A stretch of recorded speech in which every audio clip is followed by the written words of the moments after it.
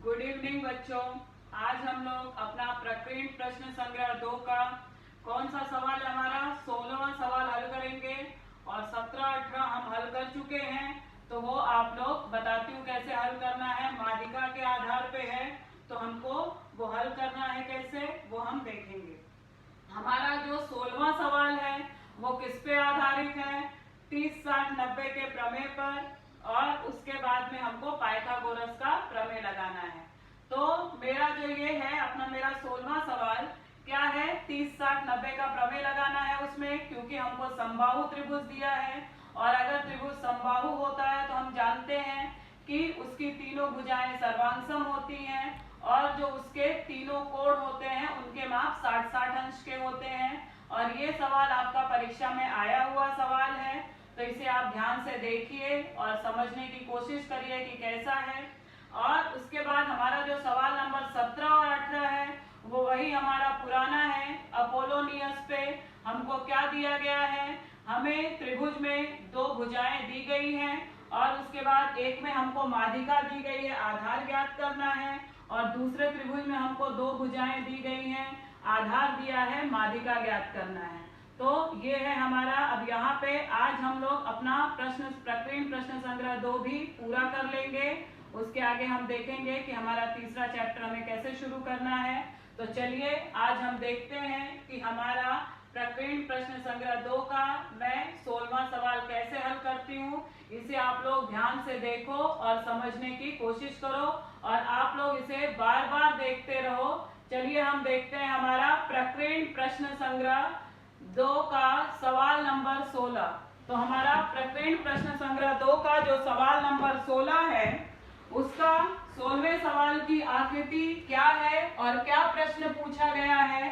तो हमारी आकृति है, आकृति में त्रिभुज PQR एक समबाहु त्रिभुज है जिसमें बिंदु S यह रेख QR पर इस प्रकार है कि QS बराबर 1/3 QR।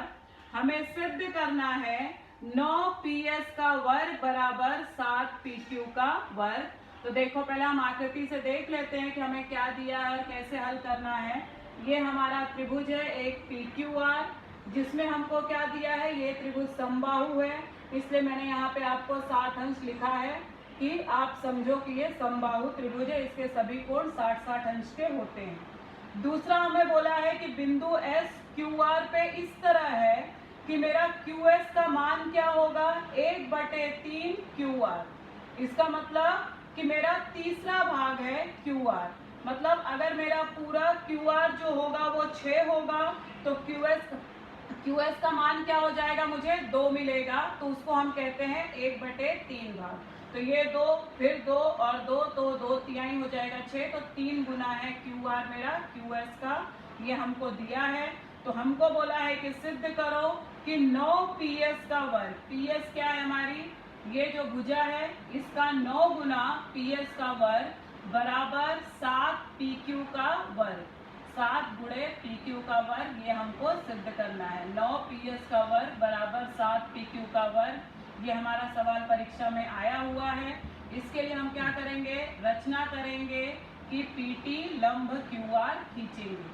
अब हमने क्या किया, हमें दिया है त्रिभुज ये समबाहु त्रिभुज है, अगर ये समबाहु है तो इसकी भुजा PQ बराबर QR बराबर PR, तीनों भुजाएं बराबर होंगी, तथा कोण P बराबर कोण Q बराबर कोण R 60 अंश का होगा।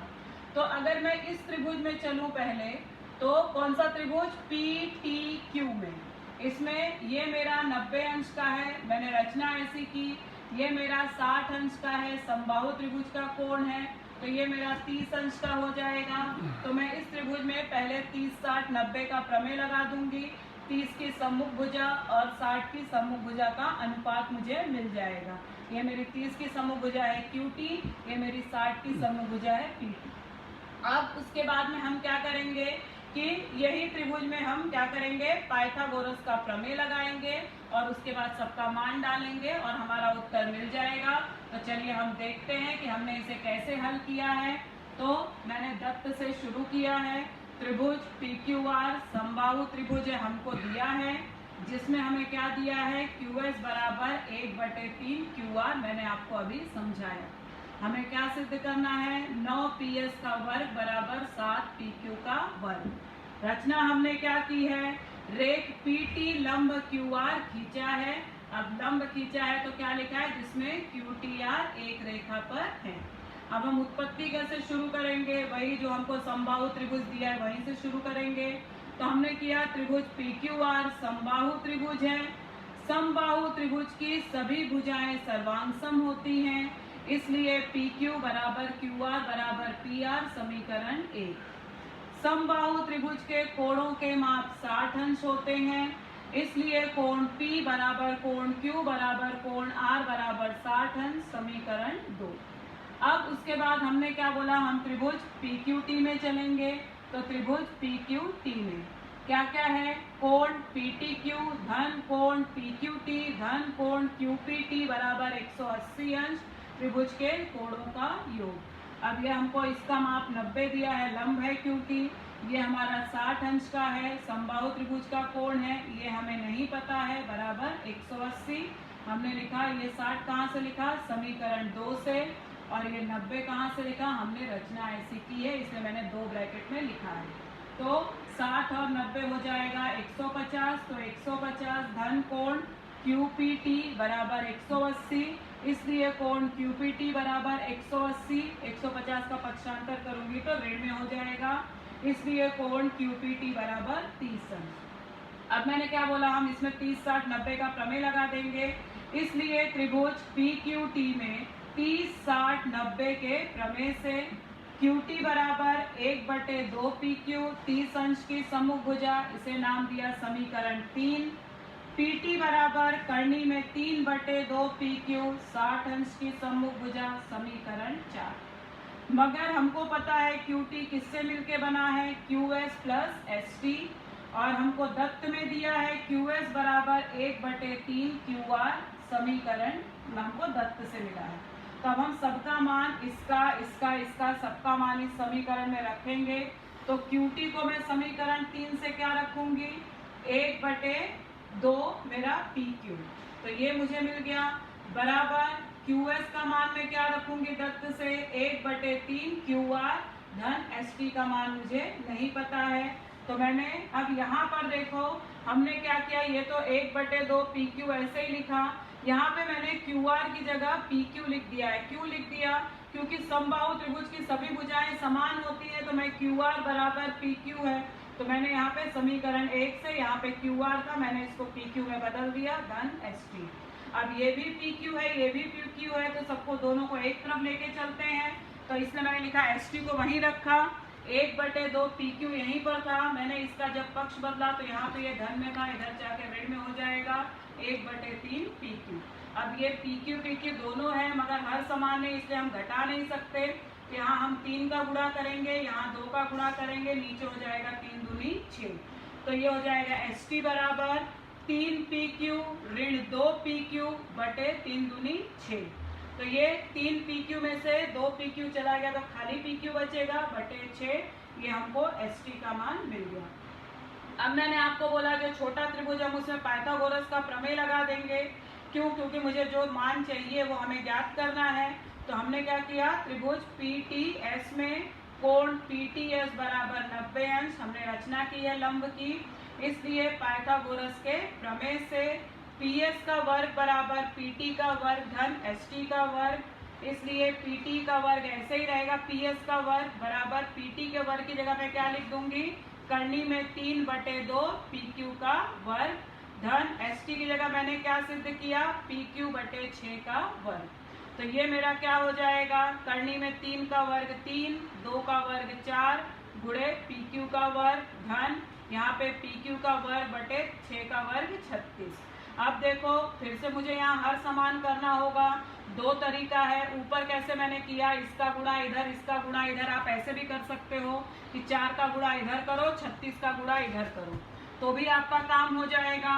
नहीं तो आप अब बड़े हो गए तो एक और तरीका कि 4 के पहाड़े में 36 आता है, 4 9 36 होता है, तो अगर मैं यहाँ पे 9 का गुणा कर दूंगी तो भी मेरा काम हो जाएगा। तो वही मैंने देखो किया है कि यहाँ पे मैंने 9 का गुणा किया, 9 गुणे 3 गुणे PQ का वर्ग धन PQ का वर्ग बटे 36, मेरा दोनों का हर समान हो गया। तो 9 त्रिक 27 PQ का वर्ग धन PQ का वर्ग बटे 36, 27 और 1 हो जाएगा 28 PQ का वर्ग बटे 36। तो मेरा ये किससे कटेगा? 4 से। 4 सत्ते 28, 4 नवा 36, तो ये मेरा हो गया 7/9 PQ का वर्ग। तो मुझे क्या मिला? PS का वर्ग बराबर 7/9 PQ का वर्ग। मैं 9 का इधर पक्षांतर कर दूंगी तो यहाँ बटे में इधर गुणे में हो जाएगा, तो मुझे मिलेगा 9 PS का वर्ग बराबर 7 PQ का वर्ग। जो मुझे चाहिए था वो मेरा ज्ञात हो गया। आप लोग इसे बार बार देखो, एकदम आसान है। एक बार 30 60 90, एक बार पाइथागोरस का प्रमेय। अब 2 सवाल मैंने आपको होमवर्क दिया है और ये हमारे प्रकीर्ण प्रश्न संग्रह 2 के लास्ट सवाल हैं। दोनों एक जैसे हैं। 17वां सवाल है त्रिभुज PQR में PM जो है वो माध्यिका है, PQ 40 है, PR 42 है, PM 29 है। तो हमको QR की लंबाई ज्ञात करनी है। आकृति भी बनाया है मैंने। ये त्रिभुज है आपका PQR, ये आपको 42 दिया है, ये आपको 40 दिया है, ये 29 दिया है। आपको QR का मान ज्ञात करना है। PM माध्यिका है तो हम अपोलोनियस का प्रमेय लगा देंगे, हमको हाफ QM मिलेगा। हमको QM का माप मिल जाएगा जो कि QR का आधा है, उसका हम दुगुना कर देंगे तो हमको QR मिल जाएगा। तो ये सवाल हमने किया है, तो आप लोग इसे करने की कोशिश करना। अब हमारा लास्ट जो है 18वां सवाल, त्रिभुज ABC में AM माध्यिका है। यदि AB बराबर 22, AC बराबर 34, BC बराबर 24, तो AM की लंबाई ज्ञात करो। इसकी भी आकृति बनाई हुई है। एक त्रिभुज दिया है ABC, AB आपका 22 है, AC आपका 34 है, आपको BC का माप 24 दिया है, हमको AM ज्ञात करना है। आप कैसे करोगे? पहले आपका ये 24 है तो आप इसका आधा BM निकाल लोगे जो कि 12 मिलेगा, क्योंकि आप बोलोगे AM माध्यिका है। तो ये आपका 12 हो गया। आप अपोलोनियस का प्रमेय इसमें लगाओगे, आपको डायरेक्टली AM का माप मिल जाएगा। तो इस आधार पे हमारा ये भी सवाल हल हो जाएगा। तो इसके साथ हमारा प्रकीर्ण प्रश्न संग्रह 2 के हमने पूरे सवाल हल कर लिए हैं और इसी के साथ हमारा दूसरा पार्ट भी पूरा होता है। धन्यवाद।